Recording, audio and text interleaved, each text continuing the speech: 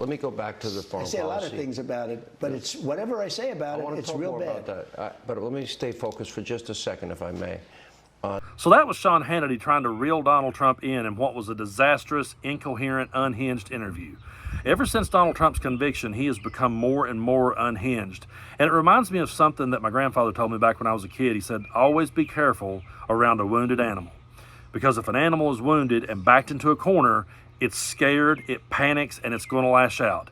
And that's how it feels with Donald Trump and a lot of other MAGA Republicans ever since this conviction. They're scared because they realize that accountability is coming. And they realize that they're going to have another election in November and they're going to have to try to spin this one that it was rigged. They're completely in panic mode at this point. I also want to say this. I don't think that Sean Hannity is a stupid man. I know some of you may think he's stupid. I don't. I don't think Hannity is stupid. I think Hannity realizes that he has a narrative he has to spin. He realizes he has propaganda to push. And he realizes that he's got to find a way to rein this guy in and make him presentable in November. Because people like us are pointing out the fact that Donald Trump says he wants to be a dictator on day one. We're bringing the receipts. We show him saying it. We show him denying how he said, how he denied that he said, lock her up. We bring the receipts and show where he said, lock her up.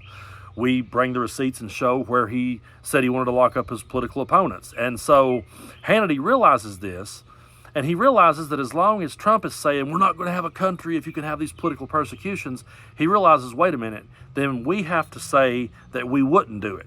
We have to look like the bigger men here and paint this image that we would never do those things. And that's what he's trying to get Trump to do so hard in these next couple of clips I'm going to show you.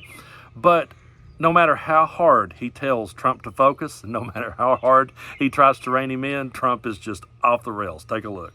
Gone from 2% to 9 and 10%. But focus on those that want people to believe that you want retribution, that you will use the system of justice to go after your political enemies. So, number one, they're wrong. It has to stop, because otherwise we're not going to have a country.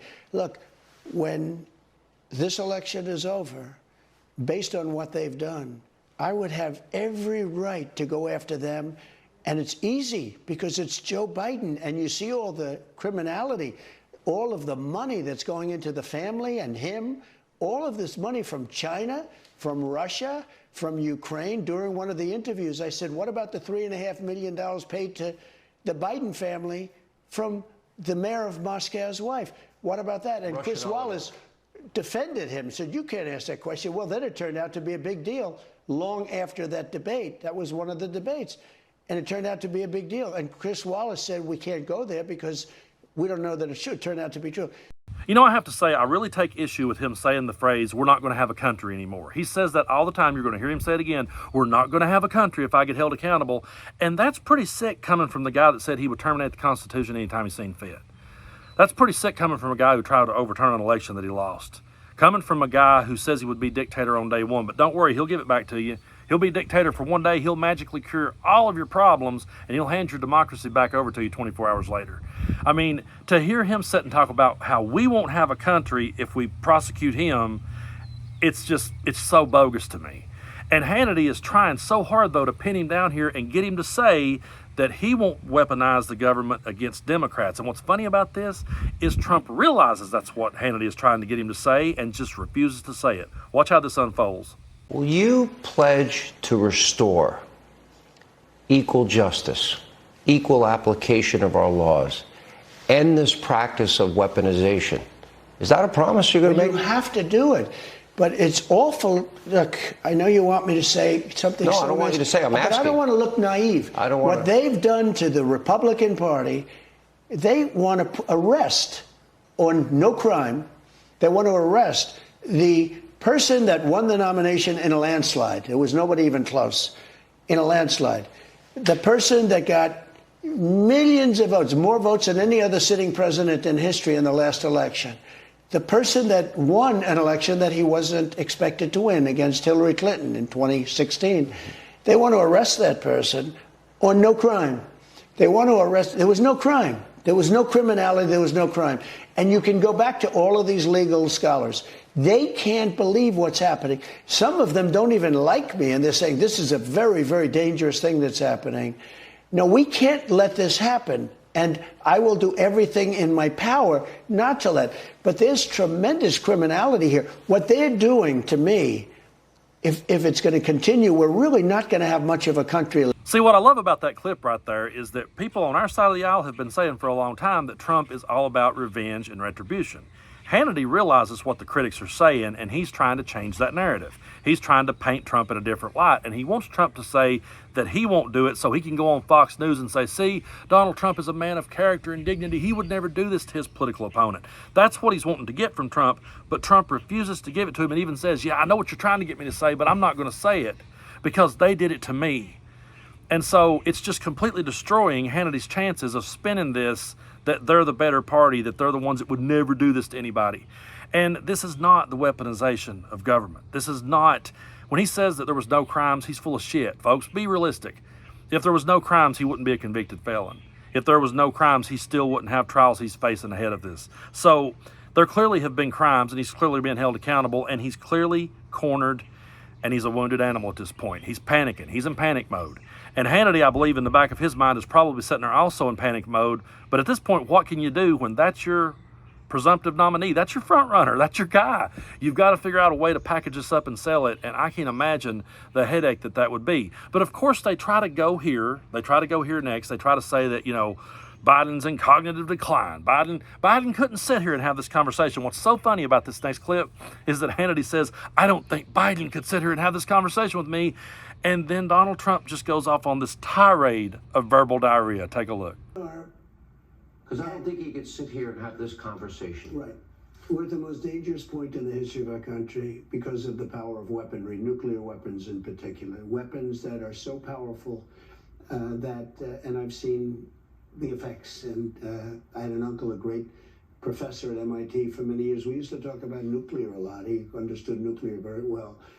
And even then, that was many years ago, my father's brother, Dr. John Trump, and I think he was the longest serving professor in the history of MIT. I think 41 years, very smart. We used to talk about nuclear, and he used to talk about the power of nuclear, and I'd say, Uncle John, you're done. Where a briefcase the size of a regular briefcase would do damage that I don't even want to discuss. And we're a long way from that in terms of the advancement of that technology, and it's very bad, very scary. And I will tell you, we have a chance of going.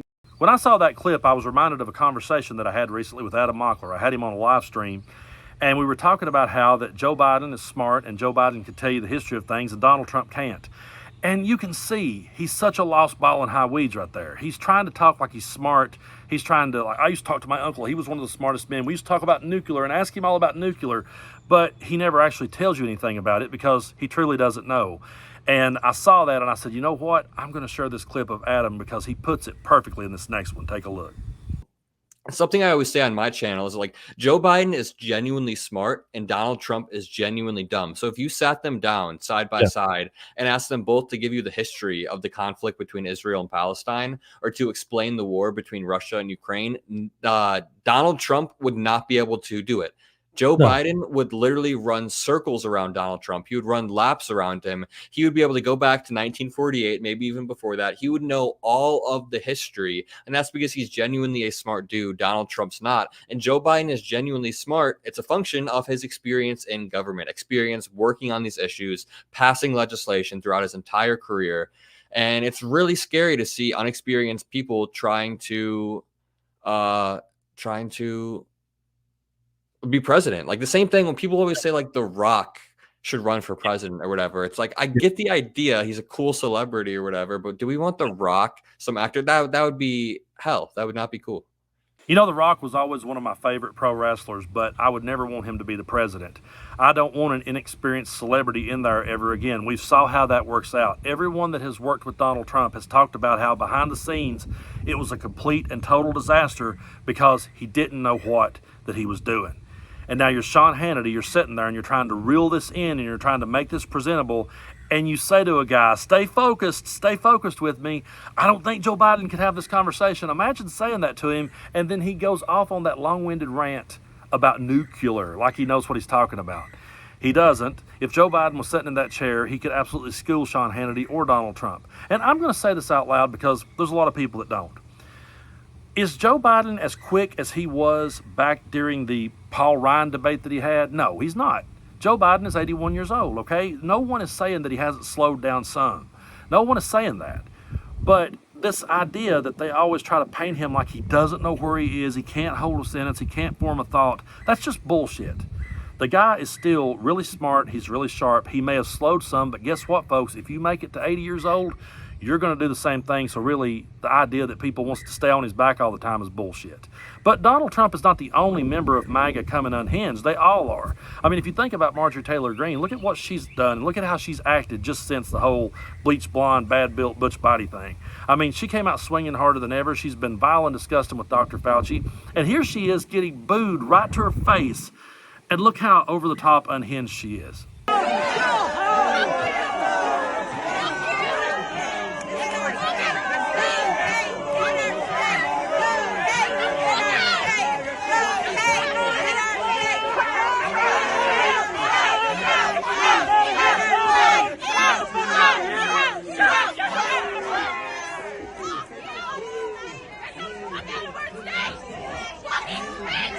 You can tell she is so proud of herself right there. She is absolutely thriving on the heat. And I have people say to me all the time, quit talking about her, because when you talk about her, you're giving her a platform. Just stop talking about her. And I would argue that not talking about these things and calling them out enough is what got us in this boat to start with. You can't sit back at a bully that's coming at you full throttle and think that if you just stay quiet and don't do anything, that he's not going to, or he or she's not going to do anything. They're going to come even stronger. If you don't fight back at all, they're going to come back even stronger and even harder on you. And if you don't say anything about it and you don't call it out, it's going to start to become normal in culture like we're seeing right now. We're seeing this type of attitude normalized. And that's why we keep calling it out, because it can't be. MAGA right now is a wounded animal, and they're in panic mode. And that alone should make every one of us stay on top of our game and stay focused. I know I say it all the time, but keep your eye on the ball right now, because that's what we have coming at us in November. That's what wants to run the government in 2025. That's who has laid out Project 2025. Go read it for yourself. I'm not just trying to spread fear. That's not my intentions at all. I'm just trying to point out the obvious train that is headed straight for us. And I really believe that more people needs to call it out, and more people needs to stop normalizing this. The mainstream media needs to stop normalizing this type of behavior, because it's not normal, folks. It's really not. And, you know, let Sean Hannity, you know, to me, when I think of Sean Hannity, I said at the start of the video, I don't think he's a stupid guy. I don't. But it's kind of like the old saying, if you broke it, you bought it. He helped break this. So I kind of enjoy seeing him have to pay for it now.